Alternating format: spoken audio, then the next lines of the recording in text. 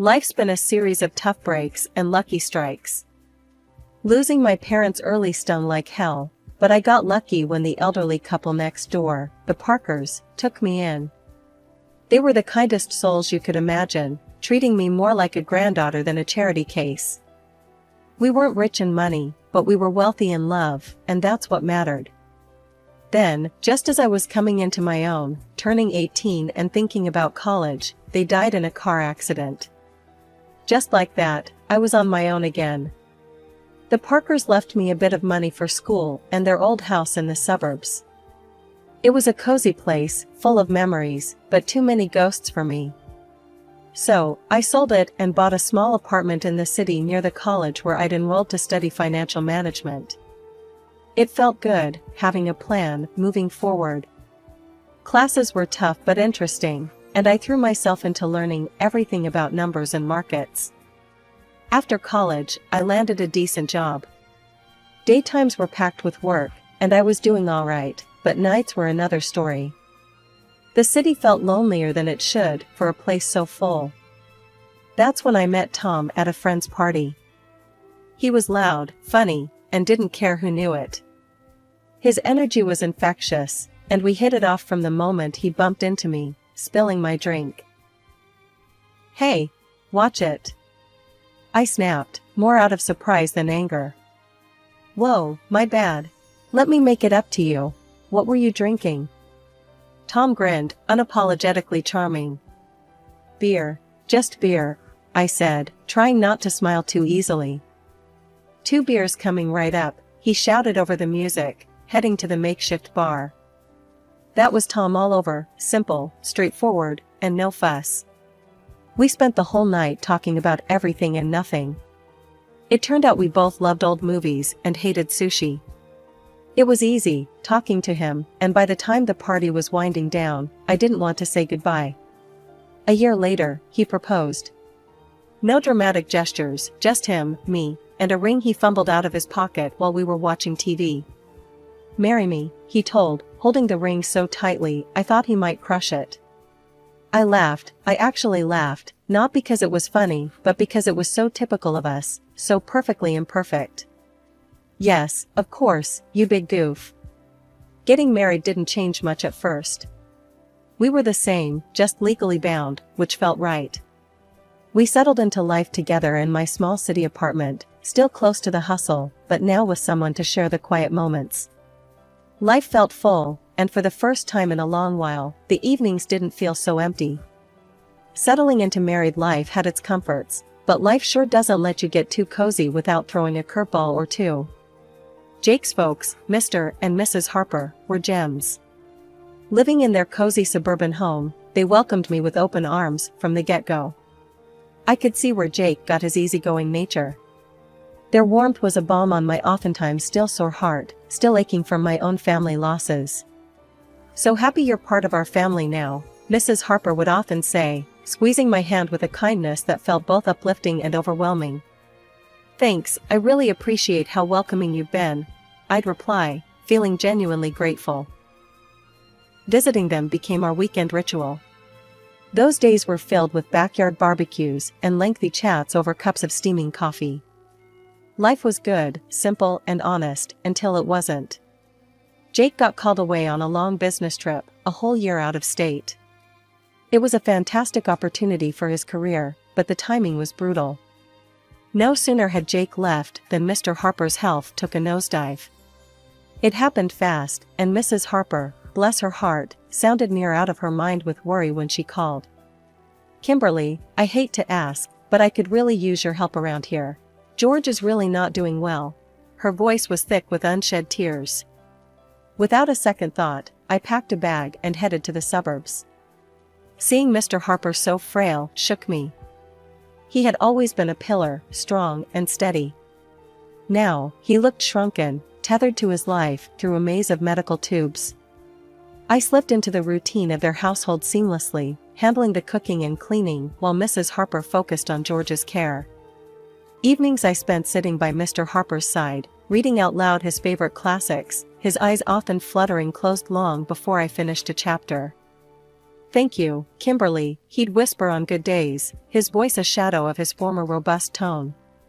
It's my pleasure, really, I'd squeeze his hand, trying to offer comfort through simple touch. One quiet afternoon, Mrs. Harper sat down at the kitchen table while I was chopping vegetables for dinner. She looked worn, older than her years. Kimberly, I don't know how to say this, but we're in a bit of a bind, she began, wringing her hands nervously. George was the main earner, you know, and with him like this. I put down the knife, giving her my full attention. We're strapped, honey. I hate to even ask, but could you consider renting out your apartment? It might help us get through this tough spot. She looked down, clearly embarrassed. I didn't even hesitate. Of course, Mrs. Harper. I'll get on it right away, I said firmly, trying to ease her burden. The apartment rented out quickly, and every month, I dutifully transferred the rental income to Mrs. Harper, along with money for groceries and whatever bills piled up. It wasn't easy, the commute to my job in the city became a nightmare. But family sticks together, right? That's what I kept telling myself, even on the hardest days. Kimberly, you're a godsend, Mrs. Harper would often say, her relief palpable each time I handed her the money. It's what family does, I'd respond, though some nights, as I lay in the guest room listening to the distant sounds of sirens from the city, I couldn't help but feel the weight of the world on my shoulders. Jake's calls were my only respite, his voice a tether to another life. How's it going, Kim? You holding up okay? His concern was always evident, even through the static of long-distance calls. We're managing. Don't worry about us. I'd forced cheerfulness into my voice, not wanting to add to his stress. Life in the Harper household took a drastic turn when Susan, Mrs. Harper's daughter from her first marriage, showed up unexpectedly. The vibe shifted immediately. She had that kind of presence, like a cold breeze that sneaks under the door. I never really knew Susan well, but I'd heard enough from Jake and even glimpsed her frosty relationship with Mr. Harper during brief, tense visits. My days had already stretched thin, juggling long commutes to work and caring for Mr. Harper, who was now bedridden and fading fast. Susan's arrival, however, added a whole new layer of tension. It was clear she was here to stay, making herself at home as if she owned the place. One evening, after a particularly grueling day, Mr. Harper beckoned me to his side with a weak gesture. His voice was a hoarse whisper, strained and urgent. Kimberly, you need to watch out for Susan. She's a very bad person. I leaned closer, the gravity in his tone pulling a knot tight in my stomach. I understand, Mr. Harper. I'll be careful, I promised, though I wasn't exactly sure what I was promising against. True to Mr. Harper's warning, Susan wasted no time establishing her new regime. The first sign was when I found her in the kitchen one morning, her presence like a storm cloud over the breakfast nook. Just so we're clear, I'm not here to play housemaid or chef for anyone, she declared, her tone sharp as she sipped her coffee, eyeing me like I was an intruder in her mother's kitchen. I was taken aback, but managed to keep my cool. Okay, Susan. I've been handling things so far, and I can keep at it, I said, trying to keep the peace. Good, because I don't plan on lifting a finger. This is Mom's house, after all. She snapped back, her eyes daring me to challenge her. From that day on, Susan made sure her presence was felt and not in a good way.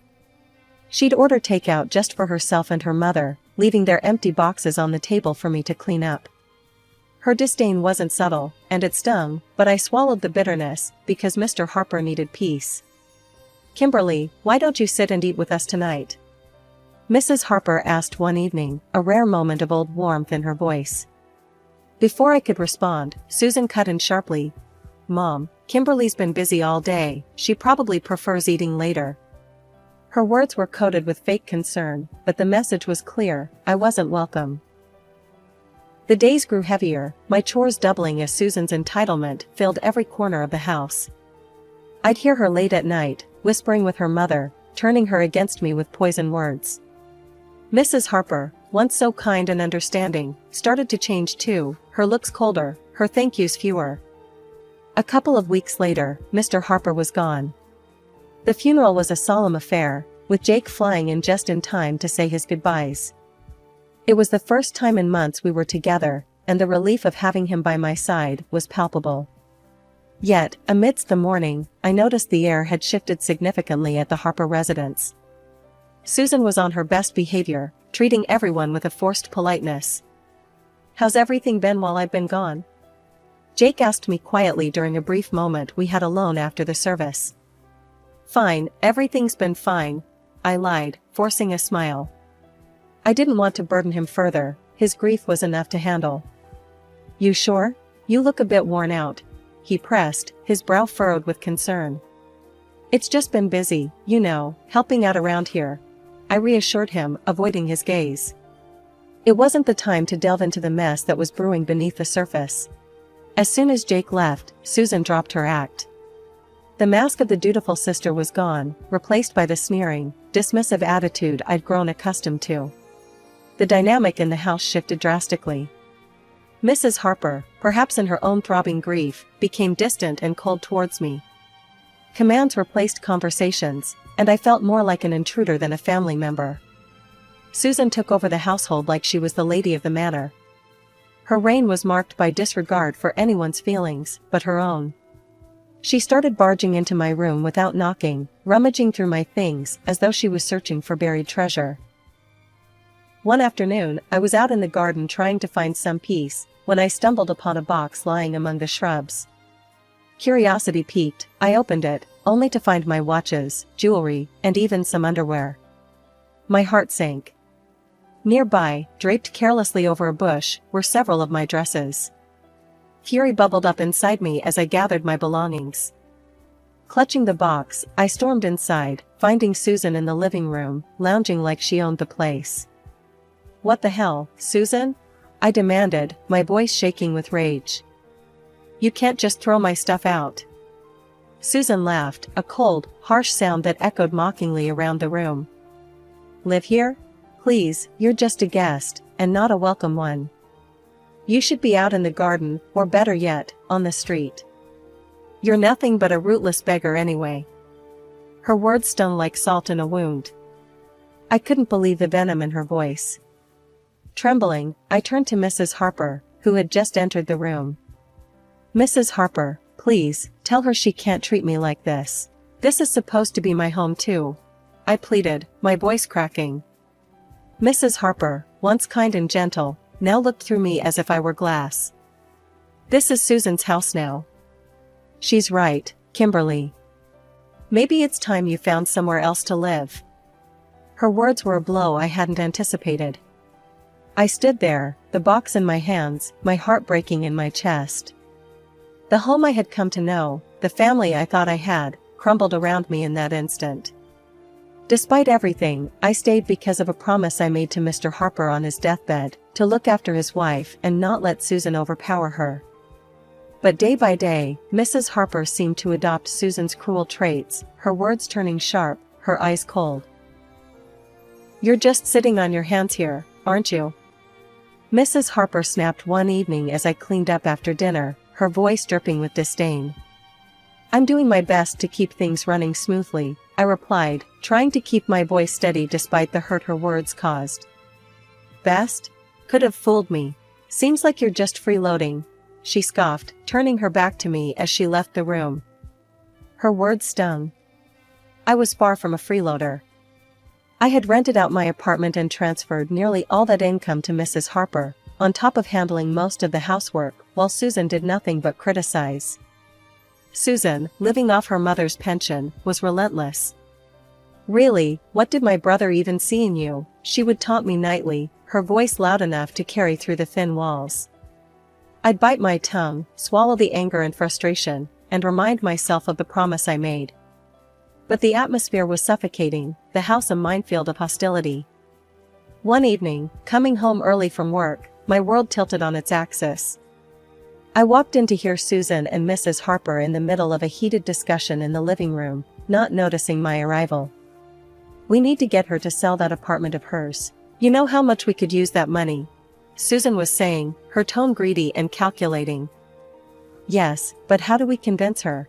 Kimberly's no fool, she won't just hand it over," Mrs. Harper replied, her voice a mix of frustration and greed. "Leave it to me, Mom. I'll sweet talk her into it. Once she signs it over, we can finally live the way we deserve." Susan's words slithered through the air like a snake. Hearing them plot to strip me of my only financial security was a cold splash of reality. Fear gripped me. I couldn't stay, not anymore. My heart pounding, I slipped away to my room unnoticed. They were planning to rob me of everything. The decision was made right then, there was no staying after this. I hurriedly packed my essentials, my hands shaking. Every second in that house now felt like a countdown to disaster. I didn't bother with goodbyes, they didn't deserve them. Slipping out the back door, I ordered a taxi to the station. Sitting on the train to Jake's state, doubts swirled in my mind. Would Jake understand? Would he take their side? The uncertainty was crushing, but the fear of what might happen if I stayed was worse. I stared out the window, watching the landscape blur by, a mix of fear and resolve settling in my chest. When I arrived at Jake's place, his reaction was a cocktail of shock, relief, and a swirl of questions. His eyes widened as he opened the door to find me standing there, bag in hand, looking probably as frazzled as I felt. "Kimberly? What are you doing here? Is everything okay?" he asked, stepping aside to let me in. I hesitated, taking in the familiar, comforting sight of his temporary home. "No, Jake, everything's not okay. Not at all," I replied, my voice catching a bit. He led me to the couch, his expression now lined with worry. "Talk to me, babe. What happened?" I told him everything, starting from Susan's return, the worsening conditions at home, the financial manipulations, and the final straw, the plot to make me sell my apartment. I hadn't wanted to worry him before, didn't want to add to his stress while he was away working. Jake's face darkened with each word I spoke. By the time I finished, his fists were clenched, his jaw set hard. "Why didn't you tell me any of this before?" he asked, his voice a mix of anger and concern. "I didn't want to cause more trouble. I thought I could handle it," I admitted, feeling foolish now. "Kimberly, damn it, you shouldn't have to handle anything like that alone," he exploded, standing up to pace the room. "I can't believe my mom and Susan would treat you this way." He stopped and looked at me, his eyes intense. "I'm not letting anyone treat my wife like that. No way," he declared, pulling out his phone. I watched, heart pounding, as he dialed his mother. The phone barely rang twice before she picked up. I couldn't hear her words, but the stiffness in Jake's shoulders told me enough. "Mom, this has to stop. I know about everything, and I won't tolerate it. If Susan doesn't leave, and if you don't start treating Kimberly with respect, you can forget about us helping out anymore. No more money, no more nothing." Jake's voice was steel, not giving room for any argument. There was a brief, fiery exchange, then silence. Jake's hand tightened around the phone. "Fine, if that's your choice, then you've made mine," he said finally, and hung up. He turned to look at me, his expression softening. "Looks like it's just us now, babe. That's all we need," he said, coming over to wrap me in his arms. I leaned into him, the safety of his embrace fortifying me against the whirlwind of emotions. "Just us," I murmured, feeling the truth of his words. We were on our own now, but somehow, that felt okay. Jake and I talked long into the night. We discussed practical things like my remote work arrangements and our financial plans without the extra drain of supporting his mother and Susan. It felt like we were laying the foundations for a new chapter, just the two of us. "Whatever happens, we're in this together. You and me against the world, right?" Jake said with a determined grin. "Right," I smiled back, feeling more confident with him by my side. Against the world. The next few days were a whirlwind of activity. I contacted my job to arrange remote work, which thankfully, they agreed to. Jake helped me move my things from storage and set up a home office in the corner of his living room. It wasn't perfect, but it was ours, and it was peaceful. A week into our newfound peace, I was jolted by a call that almost felt like a ghost from a past life. It was Mrs. Harper.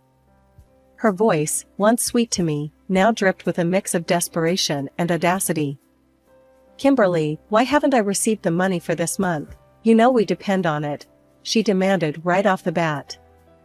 I was stunned silent for a moment, her nerve unbelievable. "I'm sorry, but after everything, you really expect me to continue supporting you?" I asked, my tone more incredulous than angry. In the background, I could hear Susan's voice, shrill and angry. "She's just an ungrateful girl, Mom. Make her transfer the money." Taking a deep breath to calm my rising anger, I remembered the venomous words they had thrown at me, words that stung deep. "Mrs. Harper, Susan called me a rootless beggar, remember? I'm not sending money to people who treat me like trash. I'm done." There was a pause on the other end, and I could almost picture Mrs. Harper's shocked face. "But we're family," she finally said, her voice a mixture of anger and pleading. "No, family doesn't treat each other that way. Goodbye, Mrs. Harper," I said firmly and hung up before she could respond. The call shook me, but Jake was right there, his support unwavering. "You did the right thing, Kimberly. It's time they learned to stand on their own," he reassured me, wrapping an arm around my shoulders. Not long after settling back into our hometown, another surprise came our way. I was pregnant. The news brought a joy we hadn't expected, and suddenly, the future seemed filled with possibilities. We decided it was time to sell my apartment and buy a small house in the suburbs, a place near a good school where our child could grow up. As we were planning our move, another call came, and again from Mrs. Harper. Her tone was different this time, desperate, almost pitiful. "Kimberly, I've made a mistake. Susan forced me to sell the house, took the money, and left me with nothing. Could I come and live with you and Jake?" Her voice was shaky, pleading. The request stunned me. After everything, this was a test of my resolve. "Mrs. Harper, you chose this path when you sided with Susan against us. You could have chosen differently," I said, my voice steady despite the turmoil inside. I know I've made mistakes, but you have a kind heart. Can't you forgive an old woman for her wrong choices?" she implored. I sighed, feeling a pang of pity, but remembering the pain her choices had caused. "I forgave you long ago, but that doesn't mean I can let you back into my life. You need to live with the consequences of your actions, just as I have," I replied and ended the call. Then, with a resolute tap, I blocked her number. We moved forward with our plans, purchasing a quaint house with a little garden where our child could play. It was a lazy Sunday morning, the kind where you linger over coffee and the newspaper. I was flipping through the pages when a headline caught my eye: "Local woman arrested for massive fraud scheme." There, staring back at me from the paper, was Susan, handcuffed and looking defeated. I couldn't help the mix of shock and, admittedly, a slight vindication that washed over me. "Look at this, Jake," I called out, holding up the newspaper for him to see. "It's Susan. She's been arrested for fraud." Jake took the newspaper, scanning the article with a serious expression. "Well, can't say I'm surprised, but still, it's a lot to take in." "Yeah, it is. But she made her choices, and now she's facing the consequences," I replied, feeling a closure I hadn't realized I needed.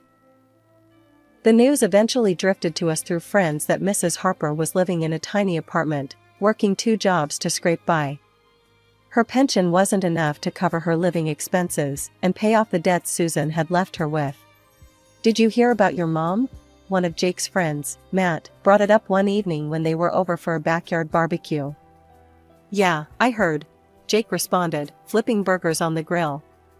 His voice held a trace of sadness, but it was tempered with resolve. "She chose her path, Matt.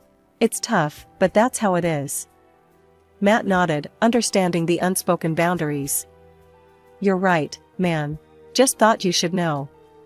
The conversation shifted after that, the evening air filled with the lighter topics of sports and work.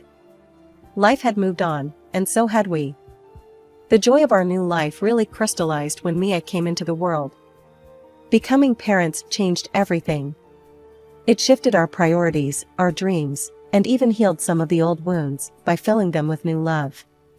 "Can you believe she's ours?" I whispered to Jake one night as we watched Mia sleeping peacefully in her crib. "She's perfect, Kimberly. Just perfect," Jake murmured back, his voice thick with emotion. We spent our days marveling at each little milestone Mia achieved, each smile, each giggle. She was our little miracle, and with her, the hardships of the past seemed to recede, making room for new memories, better ones. Each day was simple, but filled with little moments of joy that stitched a tapestry of a happy family life.